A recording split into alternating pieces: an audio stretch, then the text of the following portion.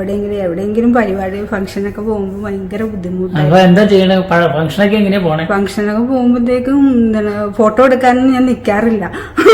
എനിക്ക് ബുദ്ധിമുട്ടായിട്ട് ഒരു ഫോട്ടോയ്ക്ക് നിൽക്കാറില്ല. വീട്ടിൽ പോയി അപ്പം മക്കളെ ആദ്യം നമ്പറിന്ന് പോയി മാസ്ക് വെച്ചിട്ടുണ്ടല്ലോ പോയത്. അവരത് മാറ്റി കഴിഞ്ഞപ്പോഴത്തേക്ക് അവർക്ക് ഭയങ്കര അതിശയായി. മാസ്ക് ഉണ്ടായിരുന്നപ്പോൾ ഞാൻ രക്ഷപ്പെട്ടു പോയായിരുന്നു.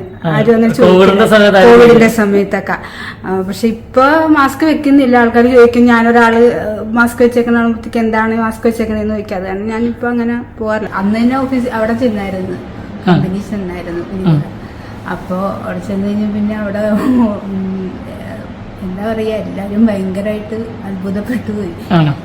ഇങ്ങനെ എല്ലാരും ഇങ്ങനെ നോക്കുമ്പോഴത്തേക്ക് എനിക്ക് വല്ലാത്തൊരു ബുദ്ധിമുട്ടും കാര്യങ്ങളൊക്കെ ഞാൻ തന്നെ പ്രതീക്ഷയിലെത്ര. പല്ലു ഡോക്ടറിലേക്ക് സ്വാഗതം.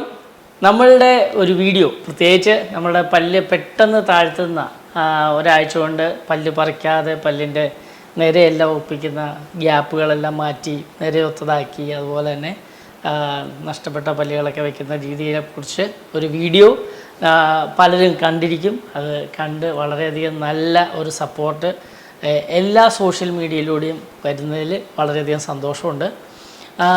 ചികിത്സാ രീതികൾ വളരെയധികം ഉണ്ടെങ്കിലും ചില ചികിത്സാ രീതികൾ ആളുകൾക്ക് വളരെ ഏറ്റവും സൗകര്യപ്രദമാണ്. പ്രത്യേകിച്ച് വിദേശത്ത് ജോലി ചെയ്യുന്നവർക്ക്, അതുപോലെ തന്നെ പെട്ടെന്ന് തന്നെ പല്ല് ശരിയാക്കാനുള്ളവർക്ക്, അതുപോലെ തന്നെ മോണരോഗം, അതുപോലെ തന്നെ പല്ല് കമ്പിയിട്ട് പല പ്രാവശ്യം ചെയ്തതിന് ശേഷം അത് രക്ഷപ്പെടാത്ത ആളുകൾ, അതുപോലെ തന്നെ പല പ്രശ്നങ്ങളാലും ബുദ്ധിമുട്ടുന്ന ഒത്തിരി പേരുണ്ട്. ചില ആളുകൾക്ക് കല്യാണം കഴിച്ചിട്ടില്ല, ചില ആളുകൾക്ക് കല്യാണത്തിന് പോകുവാൻ ഫോട്ടോ എടുക്കാൻ മടിയുണ്ട്, അല്ലെങ്കിൽ കല്യാണത്തിന് പോയിട്ട് മറ്റ് സ്വന്തം പരിപാടികൾക്ക് പോലും പോയി നിന്ന് ഒരു ഫോട്ടോ എടുക്കുവാൻ, അല്ലെങ്കിൽ ഓഫീസിലെ ഒരു പരിപാടിക്ക് പ്രസംഗിക്കുവാൻ ഒക്കെ ബുദ്ധിമുട്ടുള്ള ഒത്തിരി പേരുണ്ട്. അവർക്ക് വേണ്ടി പല്ല് കമ്പിയിട്ട് ഇനി ഒത്തിരി വർഷങ്ങൾ പല്ലിന് വേണ്ടി ചികിത്സിക്കാനൊന്നും സമയമില്ലാത്തവർക്ക് വളരെയധികം സൗകര്യമാണെന്നെല്ലാം പലരും പറയുകയുണ്ടായി. പലരും അതിനകത്ത് ഇതിനു മുമ്പ് ചെയ്തിരുന്ന ആളുകൾ അതിൻ്റെ താഴെ വന്ന് വളരെയധികം സന്തോഷത്തോടെ നല്ല ചികിത്സയാണ് എന്നെല്ലാം അതിന് സപ്പോർട്ട് ചെയ്യുകയൊക്കെ ചെയ്തതിൽ വളരെയധികം സന്തോഷം. ഞാൻ ആദ്യം പറയട്ടെ,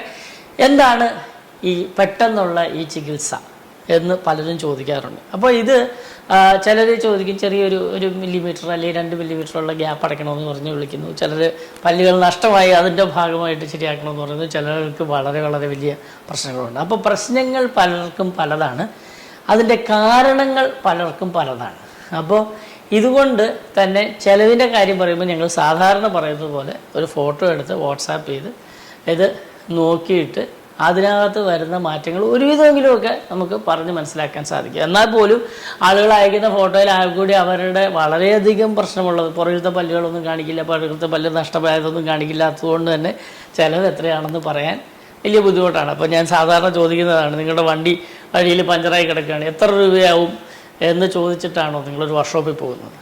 കാരണം ഒരു വർക്ക്ഷോപ്പിൽ എൻ്റെ വണ്ടി പഞ്ചറായി കിടക്കുകയാണ്, എന്താണെന്നറിയില്ല, അതുകൊണ്ട് പഞ്ചറായെന്നല്ല, വണ്ടിയുടെ ടയറിൻ്റെ പഞ്ചറൊക്കെയാണെങ്കിൽ പിന്നെ മനസ്സിലാക്കുക. ഇത് വണ്ടി എടുക്കുന്നില്ല, വണ്ടി സ്റ്റാർട്ടാവണില്ല, അപ്പോൾ ഒന്നും അനങ്ങുന്നില്ല. അപ്പോൾ ഉടനെ തന്നെ വർക്ക്ഷോപ്പിൽ വിളിച്ചിട്ട് അതെ എത്ര രൂപയാവും ഇത് ശരിയാക്കാൻ എന്താ ചോദിച്ചു കഴിഞ്ഞാൽ അവരെന്താ പറയണത്, നിങ്ങളുടെ വണ്ടി കൊണ്ട് വിടുക, അല്ലെങ്കിൽ കെട്ടി വലിക്കാനുള്ള വണ്ടി തരാം, എന്നിട്ട് നിങ്ങളത് കൊണ്ടുപോവാ, എന്നിട്ട് നമുക്കത് ശരിയാക്കാമെന്ന് പറയും. എന്ന് പറഞ്ഞതുപോലെ തന്നെ ഇത് ക്ലിനിക്കിൽ വന്ന് ഒരു വിദഗ്ധൻ്റെ ചികിത്സ യുടെ എന്തെല്ലാമാണ് അതിൻ്റെ പിന്നിലുള്ള പ്രശ്നങ്ങൾ, അതെന്തുകൊണ്ടാണ് അങ്ങനെ വന്നതെന്നൊക്കെ മനസ്സിലാക്കിയതിന് ശേഷം മാത്രമേ ചികിത്സാ ചെലവിനെ പറ്റി പറയാനുള്ളൂ. ആദ്യം ചോദിക്കുന്ന കാര്യമാണ്. രണ്ടാമത് ചോദിക്കുന്ന കാര്യം, ഇത് എല്ലായിടത്തും ഉണ്ട് എന്ന് ഡോക്ടർ പറഞ്ഞു. മിക്കവാറും ക്ലിനിക്കുകളിലൊക്കെ ഇതിനുള്ള ചികിത്സിക്കാനുള്ള സംവിധാനങ്ങൾ പലർക്കും ഉണ്ട്. അപ്പോൾ ഇത് എവിടെയാണെന്ന് ഞാൻ കണ്ടുപിടിച്ച് തരിക എന്ന് പറയുന്നത് ശരിയല്ല. നമ്മളുടെ ക്ലിനിക്കിൽ ഇതുണ്ട്, നമുക്ക് ഇവിടെ വന്നു കഴിഞ്ഞാൽ ശരിയാക്കി തരാം. അത് മറ്റു ക്ലിനിക്കുകളിലുണ്ടോ, ആ ക്ലിനിക്കിൽ ആ ഡോക്ടറിന് അതിനുള്ള കഴിവുണ്ടോ എന്നൊന്നും ഞാൻ അനലൈസ് ചെയ്താൽ അത് ശരിയാവില്ല, അത് ചെയ്യാനും പാടില്ല. കാരണം എന്ന് വെച്ചാൽ അത് ആ ഡോക്ടറിനെ എടുക്കുക, ആ ഡോക്ടറിൻ്റെ കഴിവ്, അവരുടെ നൈപുണ്യം, അവരത് വികസിപ്പിച്ച് അത് അവരുടെ വെച്ചേക്കണം. എന്നേക്കാൾ നന്നായി ചികിത്സ ചെയ്യുന്ന അനേകം ഡോക്ടർമാരുണ്ടായേക്കാം എന്ന് പറഞ്ഞ് ഞാനതിനെ കുറച്ച് കാണുകയോ അതിനെ വലുതായി കാണുകയോ അല്ലെങ്കിൽ അത് ഇന്നാരാണെന്ന് പറഞ്ഞു തരികയോ ഇതല്ല എൻ്റെ ചുമതല. എൻ്റെ ചുമതല എൻ്റെ ക്ലിനിക്കിൽ വരുന്ന നല്ല പേഷ്യൻസിനെ നമുക്ക് ദൈവം സഹായിച്ച 67 രാജ്യങ്ങളിൽ നിന്നും കേരളത്തിലെ എല്ലാ ജില്ലകളിൽ നിന്നും മിക്കവാറും 600ഓളം പഞ്ചായത്തുകളിൽ നിന്നൊക്കെ ഇവിടെ ഞങ്ങളുടെ ക്ലിനിക്കിലെ സെക്ഷനിൽ ഞങ്ങൾ നോക്കുക 600ഓളം പഞ്ചായത്തുകളിൽ നിന്ന് വരെ നമുക്ക് കേരളത്തിലെ ആകെ കൂടി 1000 പഞ്ചായത്തിന് ഒരു പഞ്ചായത്ത് കണ്ട കുറവുള്ളൂ. അപ്പോൾ ഇനിയും വരാൻ കിടക്കുന്നു. ചില പഞ്ചായത്തുകളിൽ നിന്നൊന്നും ആളുകൾ വന്നിട്ടില്ല. എന്ന് പറയുകയുണ്ടായി. അപ്പോൾ ഏതാണ്ട് 600ഓളം പഞ്ചായത്തിൽ നിന്ന് 14 ജില്ലകളിൽ നിന്ന് നമുക്ക് പേഷ്യൻസ് ഉണ്ട്. അവരിവിടെ വരുന്നത് എന്തിനാണ്? അവർക്ക് അതിൻ്റെ ക്വാളിറ്റി മനസ്സിലായിട്ടുണ്ട്, അവർക്കതിന് എന്നോടുള്ള അടുപ്പം കൂടുതലായിട്ടുണ്ട്, എന്നെ പരിചയപ്പെടാൻ സാധിച്ചു, അവരുടെ മക്കളെ അവരുടെ ബന്ധുക്കളെ എല്ലാവരും പറഞ്ഞു വിടുന്നു, അങ്ങനെയാണ് ചികിത്സിക്കുന്നത്. അപ്പോൾ 3 കാര്യം. ഒന്ന്, ചിലവിനെക്കുറിച്ച് എന്നോട് ചോദിച്ചാൽ ഏതാണ്ടൊക്കെ ഒരു ചിലവിൻ്റെ കാര്യങ്ങളൊക്കെ പറയാമെന്നല്ലാതെ കൃത്യമായിട്ട് ചിലവർ പറയാൻ പറ്റില്ല, കാരണം പുറകത്തെ പലൊന്നും എന്നെ കാണിക്കുന്നില്ല.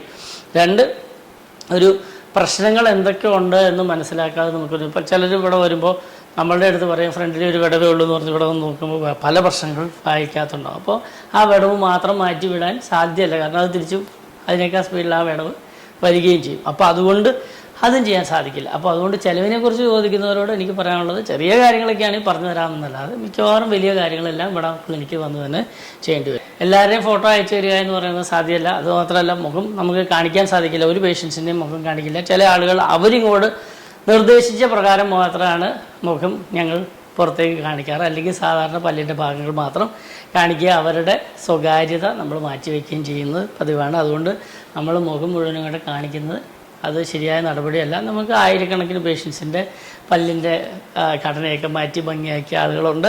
ഇത് എത്ര വർഷമായി തുടങ്ങിയിട്ട്? ഇത് 2006 മുതൽ ഞാൻ ചെയ്യുന്ന ചികിത്സയാണ്.